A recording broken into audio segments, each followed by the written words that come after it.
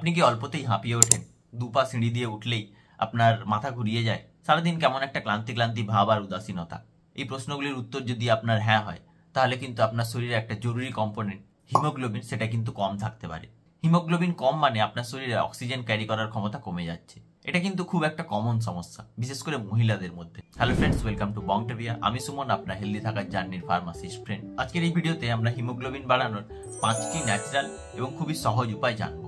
এই টিপসগুলো মেনে চললে দেখবেন আপনারও এনার্জি লেভেল কয়েকদিনের মধ্যেই বেড়ে গেছে। তাই পুরো ভিডিওটা স্কিপ না করে শেষ পর্যন্ত দেখতে থাকুন। আচ্ছা, হিমোগ্লোবিন জিনিসটা আসলে কি? একদম সহজ করে বললে, হিমোগ্লোবিন হলো আমাদের রক্তের লোহিত কণিকায় থাকা একটা প্রোটিন। এর প্রধান কাজ হলো ফুসফুস থেকে অক্সিজেনকে টেনে নিয়ে শরীরের প্রত্যেকটা কোণায় পৌঁছে দেওয়া। যদি আপনার হিমোগ্লোবিন কম থাকে, তার মানে আপনার প্রতিটা টিস্যুতে যথেষ্ট অক্সিজেন পৌঁছাচ্ছে না। আর অক্সিজেন না পেলে কি হবে? ক্লান্তি, মাথা ঘোরা, দুর্বলতা, এগুলোই হবে। ডাক্তারি ভাষায় এই কন্ডিশনকে আমরা অ্যানিমিয়া বলি। তো চলুন দেখি কিভাবে এটা ন্যাচারাল উপায়ে বাড়ানো যায়। হিমোগ্লোবিন বাড়ানোর জন্য ওষুধ খাওয়া যেতেই পারে, কিন্তু ডায়েট চেঞ্জ করাটাই বেস্ট সলিউশন।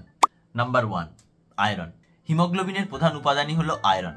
তাই আপনার পেটে আয়রনযুক্ত খাবার চাই। তাহলে কি কি খাবেন? পালং শাক, ব্রোকলি, বিট, খেজুর, গুড়। বিশেষ করে পালং শাক আর বিটের জুস একটা দারুণ কম্বিনেশন। এছাড়া কচু শাকের মধ্যেও কিন্তু আয়রন পাওয়া যায়। এছাড়া রান্নার জন্য মাঝে মধ্যে লোহার কড়াই ব্যবহার করুন, এতে ন্যাচারালি খাবারের মধ্যে আয়রন অ্যাড হয়ে যাবে। Number 2, vitamin C. অনেকে শুধুমাত্র আয়রন ট্যাবলেট খান, এটা কিন্তু ভুল।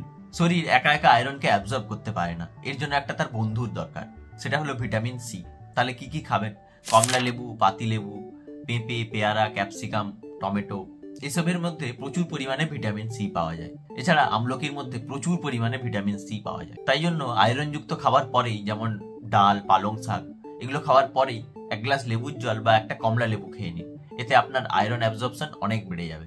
Number 3, folic acid. হিমোগ্লোবিন তৈরি করার জন্য শুধু আয়রন যথেষ্ট নয়, ভিটামিন B9 বা ফলিক অ্যাসিডও লাগে। এটা কিন্তু লোহিত রক্তকণিকা তৈরি করতে সাহায্য করে। তাহলে কি খাবেন? যে কোনো ধরনের ডাল, শিম, বাদাম, কলা, ছোলা বা বিনস, এগুলোর মধ্যে কিন্তু প্রচুর পরিমাণে ফলিক অ্যাসিড পাওয়া যায়। নিয়মিত আপনার ব্রেকফাস্টে ডিম, কলা বা কিছুটা বাদাম রাখুন, এটা কিন্তু দারুণ নিউট্রিশনাল বুস্ট দেবে।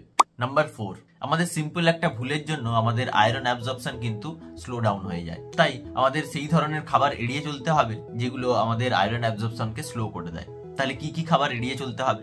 অতিরিক্ত চা বা কফি। চা বা কফিতে ট্যানিন থাকে, আর এই ট্যানিন আয়রন শোষণে বাধা দেয়। তাই জন্য খাবার আগে বা পরে চা বা কফি খাবেন না, অন্তত 1 ঘন্টার গ্যাপ রাখুন। নাম্বার 5, কপার ও ভিটামিন এ। হিমোগ্লোবিনের প্রসেসটাকে স্পিড আপ করতে দুটো জিনিসের দরকার পড়ে, কপার আর ভিটামিন এ। কপার শরীরের মধ্যে আয়রনকে কাজে লাগাতে সাহায্য করে। মাশরুম, কাজু বাদাম বা কড়াইশুটির মধ্যে আপনি কপার পেয়ে যাবেন।